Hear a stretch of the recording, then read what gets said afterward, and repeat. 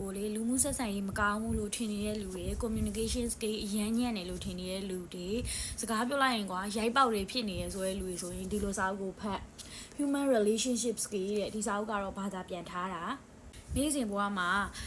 လူတွေနဲ့ပေါင်းသင်းဆက်ဆံတဲ့အခါမှာဘယ်လိုစကားမျိုးကိုပြောရမလဲဆိုတဲ့အခြေခံကြတဲ့အချက်တွေလောက်ကိုတော့ဒီစာအုပ်ထဲမှာဖတ်ရင်းနဲ့ရှာတွေးနိုင်ပါတယ် relationship တွေပေါ့နော် relationship ဆိုတာတမီးစားပဲဖြစ်ဖြစ်တငယ်ချင်းပဲဖြစ်ဖြစ်လို့ပေါ်ကင်ဘက်ဆက်ဆံရေးပဲဖြစ်ဖြစ်ပေါ့နော်အဲ့လိုမျိုးမှာဒီလိုမျိုးစကားပြောရဲစွမ်းရည်ကြနေရကိုစကားပြောမတတ်ဘူးလို့ခံစားနေရတယ်ဆိုရင်ဒီစာအုပ်ကိုဖတ်ပါလို့အကြံပေးချင်ပါတယ်